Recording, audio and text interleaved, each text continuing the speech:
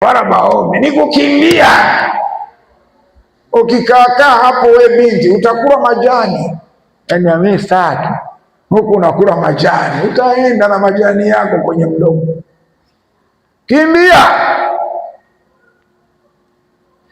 Sasa Yusufu, acha nikupeleke mstari wa 21 uone sasa. Lakini Bwana akawa pamoja na Yusufu, semeni amina, akamfadhili, akampa kibali machoni pa mkuu wa gereza. Haleluya! Mkuu wa gereza akawatia mkononi mwa Yusufu watu wote waliofungwa waliomo gereza, na yote yaliyofanyika humo ndiye aliyeyafanya. Wala mkuu wa gereza hakuangalia neno lililoko mkononi mwa Yusufu, kwa kuwa Bwana alikuwa pamoja naye. Bwana akayafanikisha yote aliyoyafanya. Ingekuwa Kenya watu wangesema amen.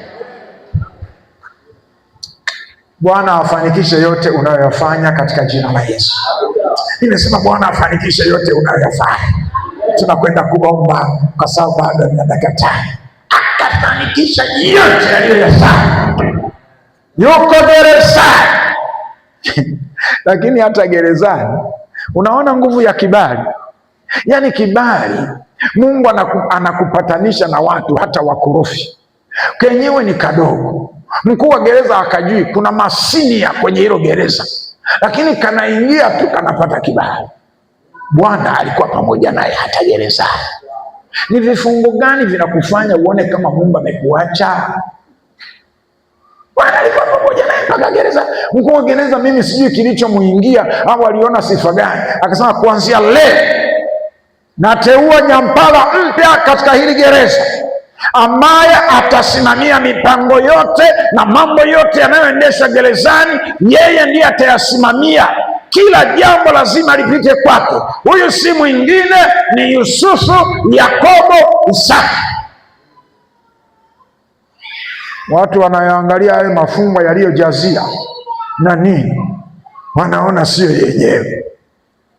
Anaambia Njombe, come forward. Kalipokimbia, na si mwingine, labda likaita kwanza, kijana njoo, kakaja kakapanda hapa. Nyampala kuanzia leo si mwingine bali ni Yusufu, Yakobo, Isaka aliyesimama hapa. Watu aya.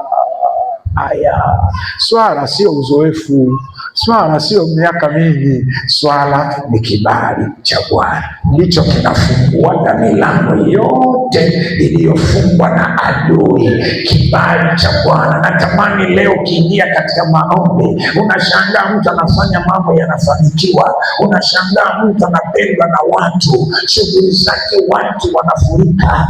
Unajiuliza, kwenye duka hili watu wanakuja kwenye duka, anawaambia hicho kitu sina, ngoja nikakuletee store. Haki ya nani? Hana store. Anaenda kununua pale 4,000, anakuletea wewe kwa 6,000. Anakuambia wacha nikachukue store. Hana store.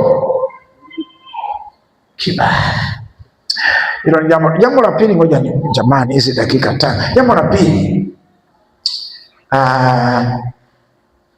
kibali ni Mungu kuhusika. Mungu anakupa fursa ambazo wengine hawana. Unaona kibali, tafsiri yake nyingine ya pili, yaani ni Mungu kukupa fursa ambazo wengine wamezikosa au hawana. Hivi mnanielewa Kiswahili? Tafuta fursa. Ni nani alikuwa anapenda kusema nani yule Godfrey, nani huyo Agostino Ugera, ndiye alikuwa anapenda kusema fursa. Esther akasikia fursa kwamba kuna matangazo. Mfalme alikuwa na mke, lakini mwanamke yule aliitwa Vashti amefutwa. Sasa kuna tangazo, anatafutwa malkia mwingine. Esther akaisikia hiyo fursa. Sasa watu wanasikia fursa hawajaribu. Nilishawahi kuambia mtu tuliyesoma naye chuo cha Biblia hapa, akasikia fursa, nafasi zimetolewa kwenye mgodi wa GGM Geita, akaandika wanatafuta wadigiri, hana ana diploma, akaandika akaomba nafasi. Wakati wanataka kumfuta wasimuite, wakasema hivi, ana akili gani? Mtu ameona ni digiri lakini na anaandika na ana tena diploma ya Biblia, inahusiana nini na hapa? Wakasema ngoja tumuite tumsikilize. Wakamuita, amepiga suti yake, amevaa vizuri kuliko wote waliokuja kufanyiwa interview, na kale ka jamani nako kapenda kanaitwa unyunyu. Vizuri sana kunukia mbele ya watu. Alipoingia chumba kwanza, hali ya hewa ikabadilika na unyunyu, wakaona huyu ni mtu anajitambua. Sasa bwana Fredrick, hali yako? Kama ndio Fredrick kama wewe. Fredrick, hali yako? Salama. Hapa tulitoa matangazo ya kazi na tukatoa sifa za watu wa kuomba.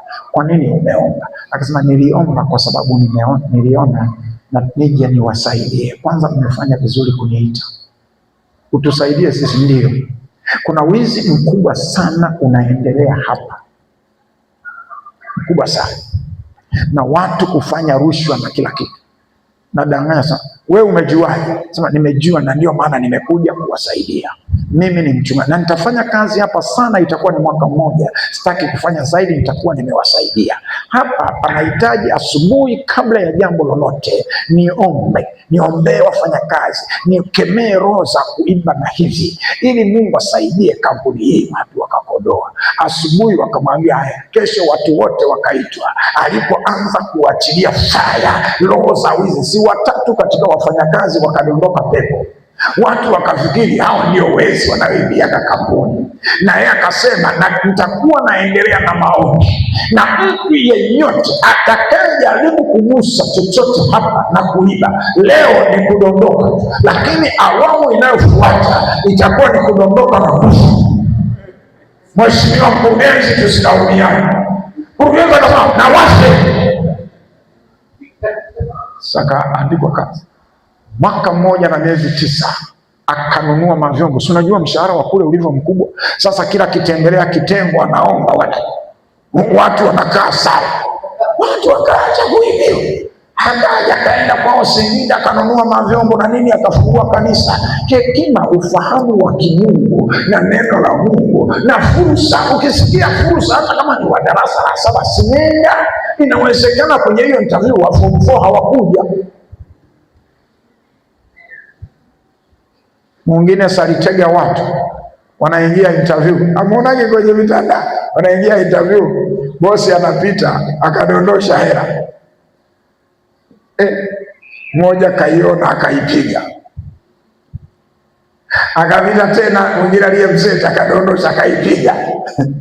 Sasa alipoenda akasema kuna mmoja alizipeleka alipoziokota, na wao wengine wote walikuwa wanamwangalia huyu, wanamuona kama hafai, maana hakuvaa vizuri. Wakiangalia vyeti vyake wakati wanabadilishana, wanamuuliza na wewe. Kumbe hawatafuti vyeti, wanatafuta mtu mwaminifu. Ni nini kilimpeleka Yusufu Ikulu? Sio vyeti, sio masomo. Yusufu alipelekwa Ikulu na kibali cha Mungu. Wanasifiwe. Kibali kina tabia ya kuvuta watu. Watu wanakufuata, watu wanakupenda, una sababu. Sasa Mungu anakupa fursa, privilege ambazo wengine hawana, na lazima Mungu akupe fursa ya kupata. Dunia inafanya kazi kwa fursa. Niwaambie, kama unaomba, omba fursa. Hata shetani mwenyewe anaombaga fursa. Alienda kwa Mungu anaomba fursa. Mungu anamwambia, nimemuona Ayubu mbaya, natoka wapi? Nimemuona mtu wangu Ayubu. Shetani akaomba fursa. Huyu umemfanikisha, hebu gusa mwili wake uone, gusa vitu vyake uone, gusa. Anatafuta fursa. Omba Mungu akupe fursa, fursa ya biashara, fursa. John alikuwa anafanya kazi biashara Bunda pale. Mimi sijui nani alimwambia Mwanza kuna fursa kwenye jengo la Nyerere pale. Ukiweka fursa, ongea pia na watu, acha kukaa peke yako. Hii dunia ni watu, kile hauna anacho mwingine. Unajua kuna watu mkiokoka unafikiri kila mnayekutana naye ni pepo. Baraka yako iko kwa watu wengine.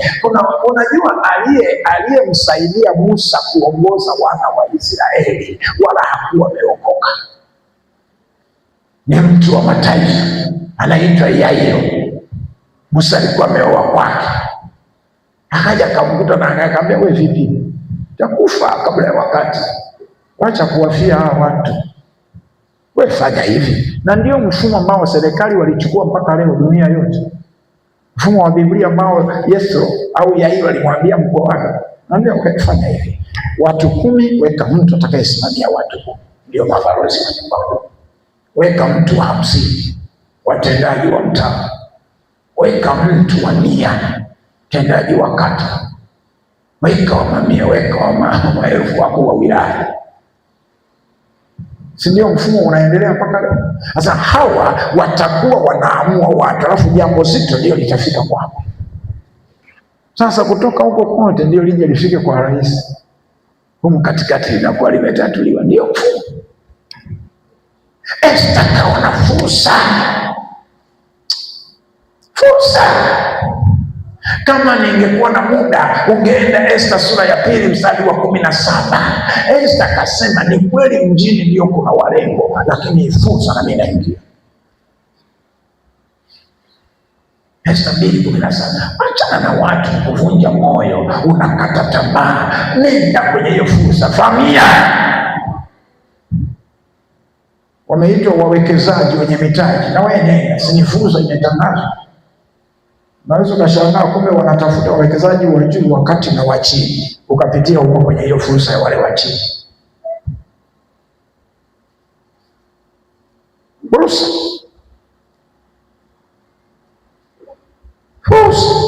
Warumi 7 mstari wa 8 mpaka wa 10.